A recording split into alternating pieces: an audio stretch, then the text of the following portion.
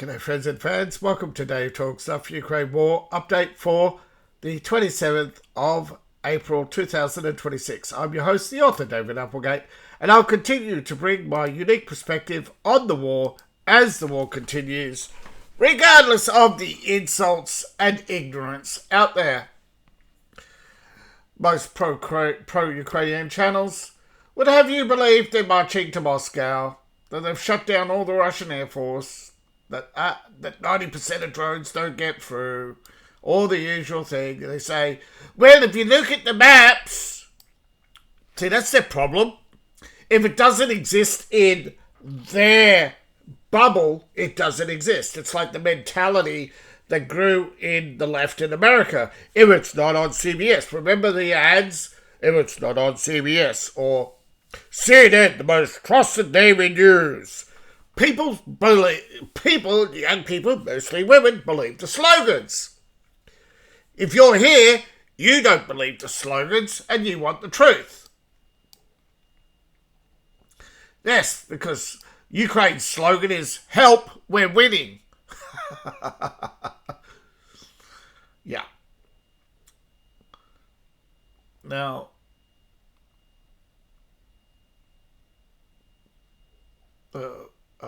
buffer zone has had a little bit of expansion over here, but nothing up here. But it has got a little sideways, but nothing significant.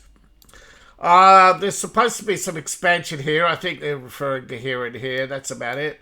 Although there was expansion in here the other day. Yeah, this entire town. Yeah. Again, often these little towns, they disappear when they get taken over by the Russians. Now this big property, don't know what it is. But, yeah. Sometimes Russia goes around these big properties. They're pretty big. I mean, big enough to be seen from high altitudes. Now, I think these white properties do designate rural areas. It's hard to tell. But we've had an advance here in... Well, if you look at this, it says Kupiansk here, but this is actually Kupiansk. This is Vivaldi. Yeah. But this is known collectively on the Russian maps as the Kupiansk. You see, it used to be all of Kupiansk, right? Because it was the Kupiansk collective. It was a collection of towns put together.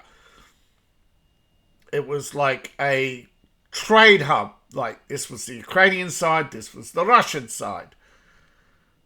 That's why you see the Kupiansk Visitor Center, Zelensky on a green screen, standing doing the pose, even though it's supposed to be the middle of winter covered in snow, and you can look up what the Kupiansk Center looks like. It's riddled with bullets, its windows are blacked out, and it was covered in snow. But Zelensky visiting it, it was in the prime of his life.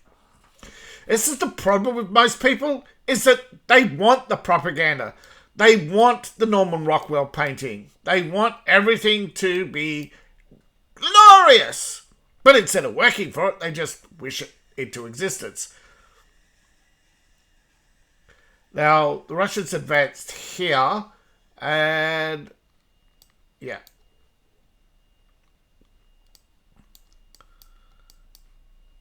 Now, they've all but completed their advance here. They have actually almost overrun this position. That leaves the next back up here and here.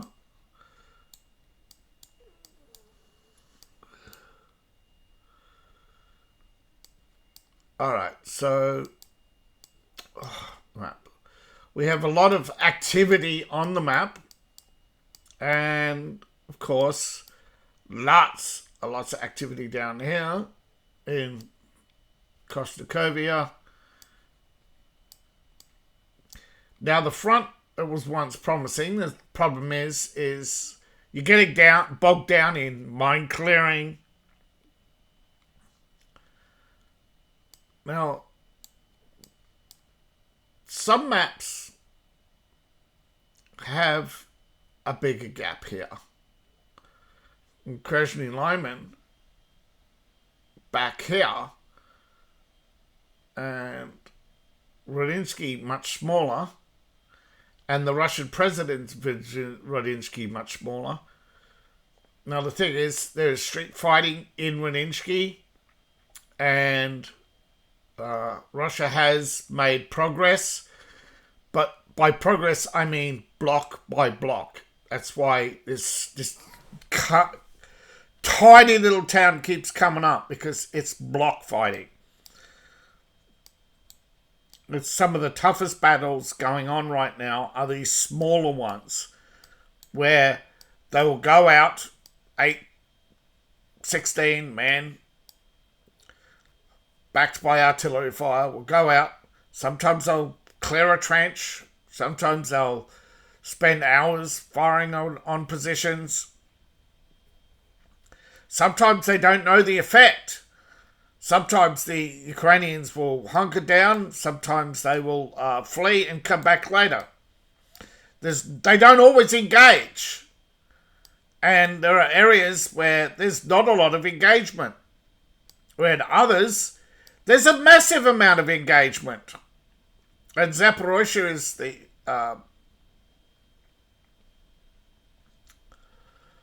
I suppose the most active part of the war. After drone strikes, there's lots of drone strikes now. The most bogged down part, I think, is Kherson. The realization that it's a hard it's an open position. It's hard to defend. You haven't got hills to hide artillery behind. You haven't got the Russians didn't have time to prepare, whereas they had prepared positions here for the siege.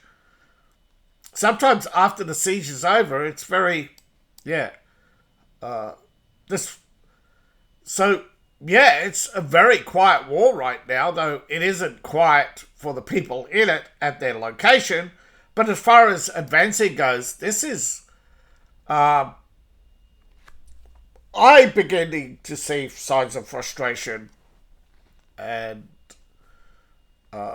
calls to end it as it is. But those calls are small. But if the front continues to be frozen, the Russians may put together an alternative package yet again, different from the proposals before, but we'll see. For now, Russia's shifted focus from the Matsubi, their hardened, I wouldn't say superior, but comparable artillery to the Caesar. But obviously, since the capture of, how many? Was it 6? I forget. I think it was 6, but I cannot be sure. Now I know a M777, but I think that they've captured a couple of Caesars when they took Bakhmut. Although they should have been long out of range, but you never know. Now, they have not put everything they've captured on display. And remember, one of the M777 put on display was like twisted hunk of metal, right, with a barrel sticking out of it. You know, it was pretty much run over, and overrun by every explosive known to man. Yeah. Now, this is just one of this is the problem with Russia, is that they put out different models and then we'll pick... they put out different models and they says, we're going with the MSTAS, right? The 2S19, what's that? The 6.9 millimeter, 6.9 meter barrel. And now they're going with the much bigger longer barrel in the Mulva. Having demonstrated superior firepower to firing rocket assist, the self-loading Mulva system has proven on the battlefield to often be superior to tanks in ground warfare, having both range and wider range of ammunition. To give you a scale, see, that's much bigger than that Mulva, that's the long barrel. That's the most common Mulva and most common one that will probably be going forth. Is they have multiple packages of high explosive. Now, they don't commonly have a lot of anti-tank rounds in them. It does depend on the battle they're fighting, though, but they probably will have some specific tank killer guns, although they're usually lower caliber or rely more on rocket than RPGs than anti-tank rounds. It just depends what they have in stockpile. Remember, 90% of the Russian stockpile, 90% of what Russia has is stockpile rather than new. That's going to change over this year, of course. They are trying to sell off their D-20s and other smaller artillery. They've had limited success with exports. I'm not saying... Yeah, here we go. This is a good one.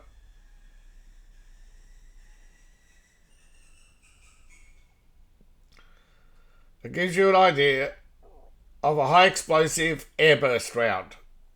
Well, that's a high explosive anti-tank. Yeah. High explosive anti-tank, impact on the ground, or high explosive airburst. Which would you rather be hit with? You would, because high explosive anti-tank, airburst. Yeah. Now, it has that in minimal crew. It has a single gunner, a loader, and a driver.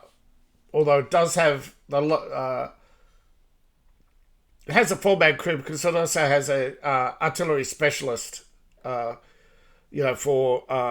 they need at least 2 hands on the loading. The gunner that handles also the comms, although the driver can as well. The driver is also the spotter and guard. They double up, okay? And that's not a Mulva, that's a rocket system on a Mulva track. There are Mulvas in front of it, though. But as you can see, yeah.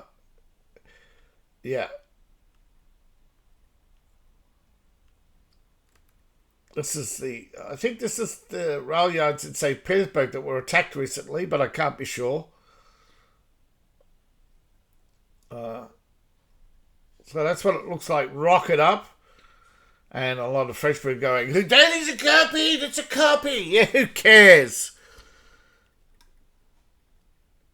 All right, you'll copy each other. There's the smoke canisters. Well, technically a mortar, but they only produce smoke. They do have they do actually have an active 12.7mm add-on. This is the standard field modifications. Does take that smoke canister off, stack them on the sides, put a 12.7mm up there on the driver's hatch, on the offsider's hatch, and sometimes add a grenade launcher or an anti-drone facility. And the drivers do often carry submachine gun, and they often do put RPGs in the toolbox. Because a lot of Russians First thing they do in the army, get hold of an RPG. But it is an all-weather machine.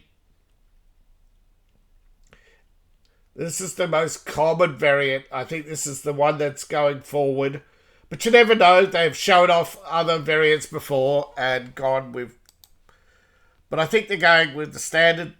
hold on. Alright, just getting past the ads. Okay, here we go. We are now firing. As you can see, takes two.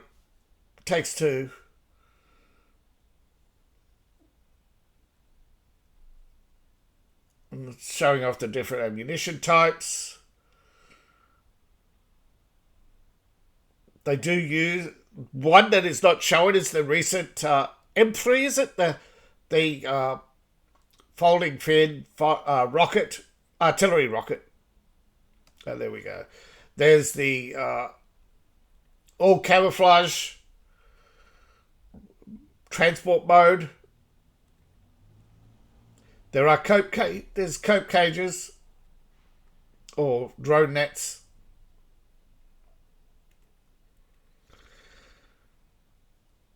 And we're pretty much looping back on itself now, I think. There's nothing extra there. I think it's going to loop back on itself, yeah.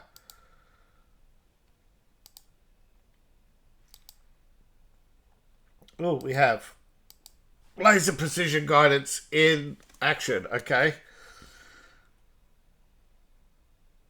This is when they pair up with a drone. The drone picks out its target. That's what a shell looks like coming out. And then we get the stats.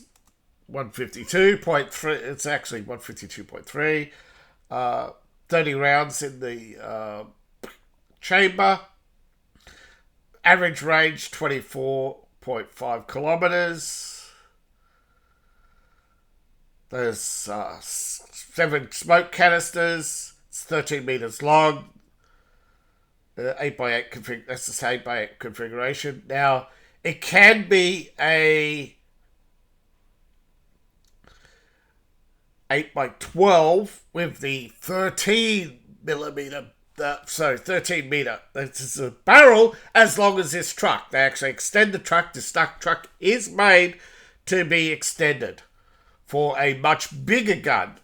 And that much bigger gun currently is 203 and currently is though serving as a mortar artillery rather than a direct artillery for top-down attacks on bunkers. Now, I have not seen the 203 variant. I have not seen this in any videos lately, but I have seen the results of their attack. You look up Kupiansk and see the devastation from 6 months ago. Often, it takes months before we get to see what happens in parts of Ukraine. I think that's the rail yard. That's the factory. I'm sure there's an American somewhere going... yeah, I know what that is. But yeah. Oh, SU-75. Slightly overrated, but is... Yeah, it's export model from the 57. It's actually export model. It's... It is still slightly better than the Su-35. But, yeah. I think Russia is currently struggling to export aircraft after China's debacle. After the debacle performance of the alliance in Venezuela and Iran.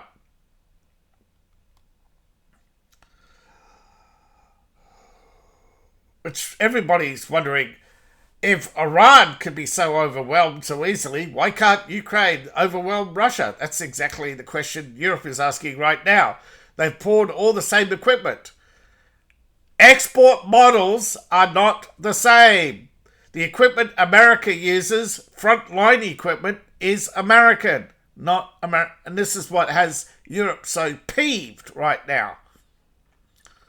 But the M777, yeah, great artillery, no doubt about it. 155 is slightly superior in orbit range. The Russian 153 has a slight range advantage because it's a lighter shell with the same amount of powder as a 155. That slight difference in weight is enough to give the Russian 153 just a little bit more edge.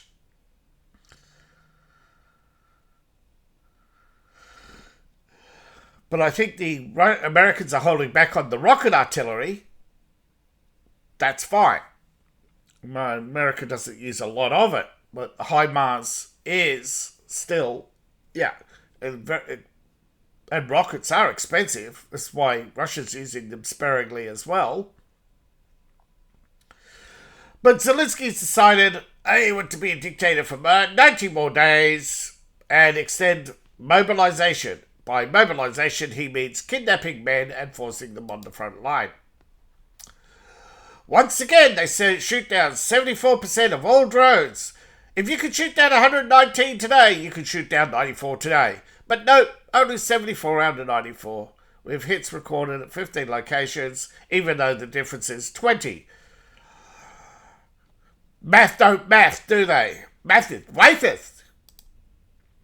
Alright, so what they don't tell you, Ukrainian attack on Zaporozhye leaves a nuclear power plant driver killed. The power plant operators are quite upset.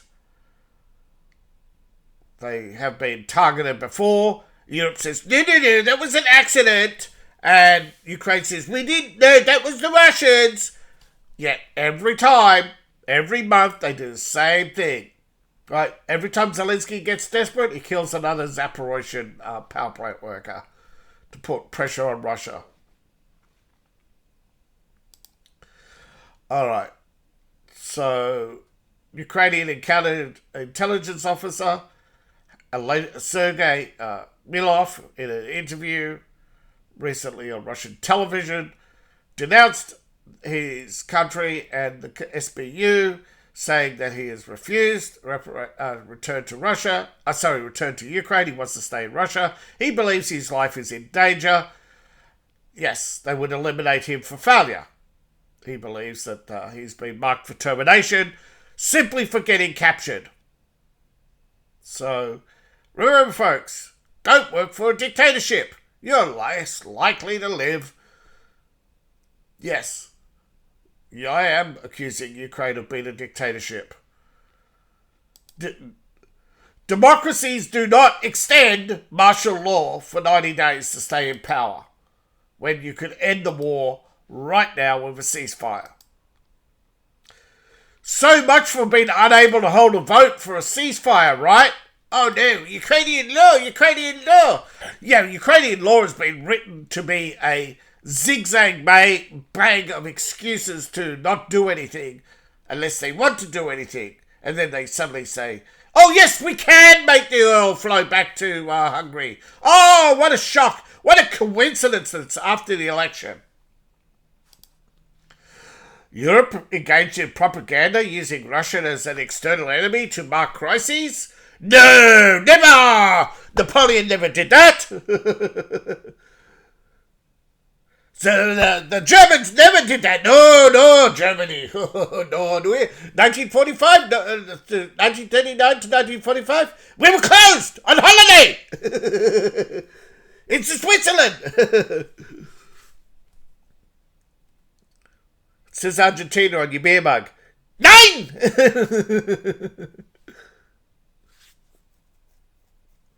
So, European propaganda. Well, everyone knows, China, Russia, Ukraine, Iran, everybody is at it. Right? The external crisis, the solving external crisis with a war is exactly what Trump has been accused of right now. But isn't that what Obama did with his attacks? And remember, Biden never announced any operations. And they say, well, they don't exist. That's not true. Just because he didn't publicize them doesn't mean there weren't attacks going on around the world.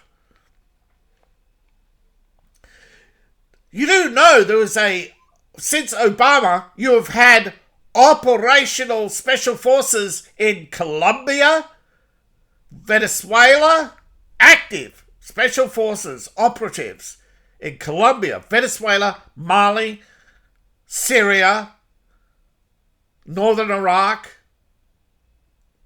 The list goes on. 17 conflicts that you have little to no knowledge of, because the vast majority of the world is hear no evil, see no evil, report no evil. Hey, how many times have the French sent troops into Sudan or Ethiopia or any other parts of North Africa? Recently, Russia sent troops into Mali. Surprised they can supply it.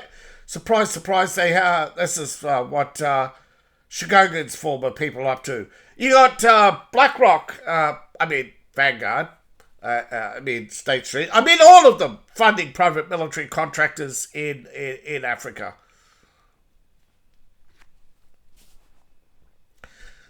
So the model of external enemy. Europeans have frequently used the external threat. The British Empire used America. They used external threat after external threat. Now, sometimes there is a legitimate external threat.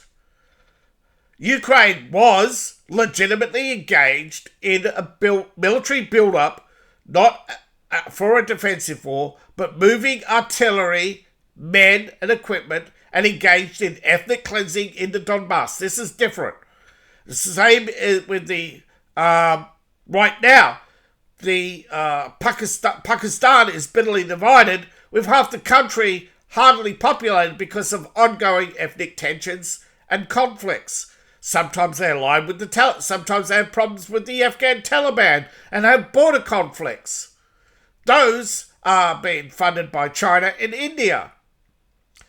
Remember, the Taliban was being funded by China, India, and Pakistan. Oh, I thought they were good plans. Why is any Pakistani allowed into Britain? Oh, the Commonwealth. Yeah, the empire just over their heads. They just can't get over it. You do not need 2 million Indians to make curry. Right? You can just import the curry, or, as always, the best curry powder was made by Englishmen for the last 200 years. Actually, not Englishmen, Scotsmen. A group of Scotsmen were making better curry and the finest curry powder in Europe at one time. I think it was McGregor's. Or Mackenzie's the biscuits, I think. So, yeah, this idea you need to import people to have, I want ethnic food, so I'm going to import a million people to have one ethnic restaurant in my neighbourhood. Aren't I so cosmopolitan? Look up cosmopolitan, the collapse of Rome, the collapse of Egypt, the collapse of every empire. We're cosmopolitan. 2 weeks later, why is everything burning down? What happened to Kosovo? It was so ethnically diverse, peace and diversity. Yeah, this is the same thing playing out, right? Europeans have dug themselves a hole. They can't grow their economy, so they destroy the Russian economy because they want to carve up the resources for themselves. They can't pay. The liberals cannot stand success in others. They always have to be the superior. We have to prove it by destroying you with violence.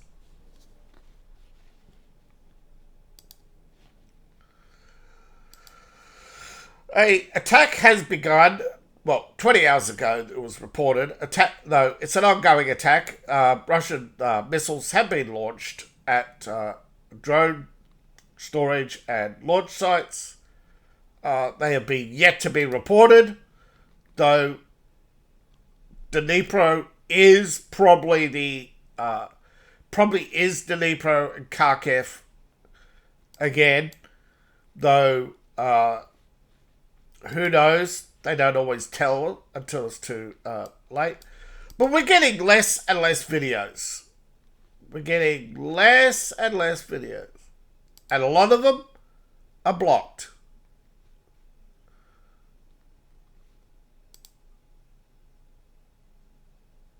It's a nice photo though, isn't it?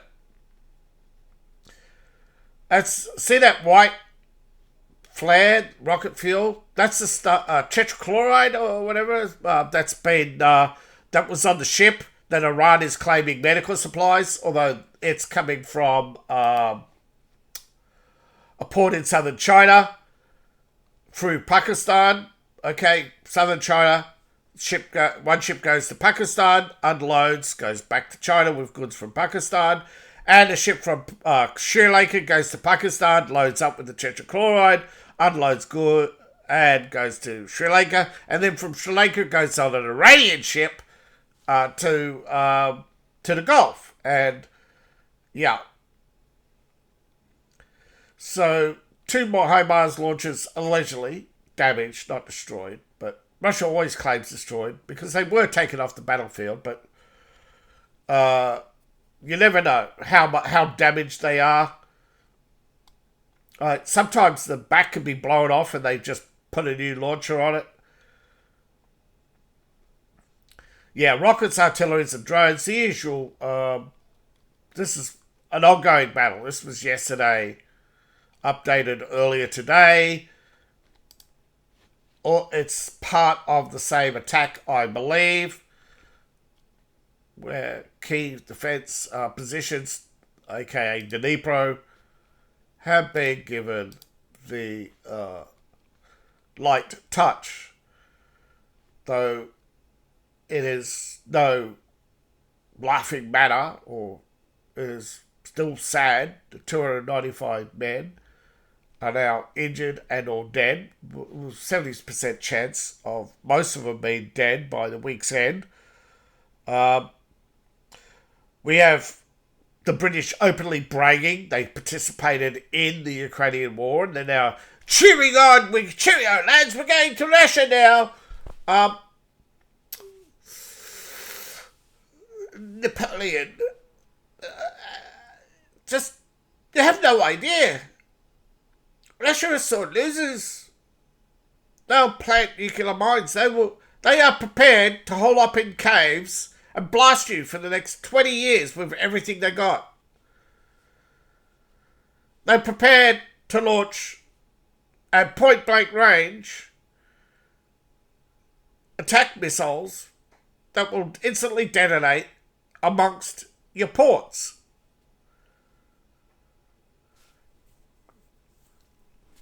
If you cannot stop 100%, if you can't stop 94 drones and 14 missiles, right, out of 96,000 nuclear warheads, if you can't stop 14 missiles, imagine if 96,000. Right, you're going to have some come through. But there's no explaining anymore. There's no saving people. They are dead set, so brainwashed, so soaked in not thinking.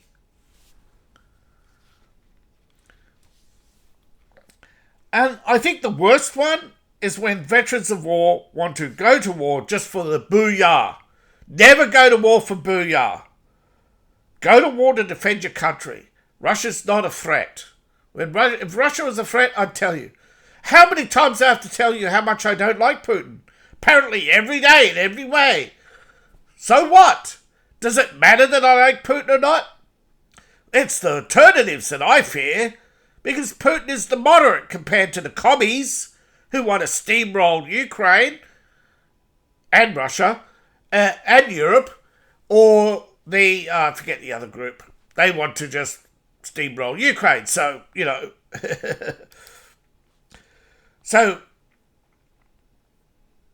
So many people, particularly American college students, are assholes. They don't deserve pity. They don't deserve to be saved. They don't deserve sympathy. They are arrogant, ignorant, and they turn violent. Just because they're sanguine most of the time, that's the problem, isn't it? You think they're harmless. They're worst. They're the worst. They engage in mob violence all the time. Who do you think wears those ski masks and sets fires to buildings in BLM riots? So thank you all for watching. Please like, share and subscribe. Please support the channel. You can support me on Ko-Fi, Patreon, buy my books, buy merch. Thank you to everybody who supported the channel. See you in the next video and bye for now.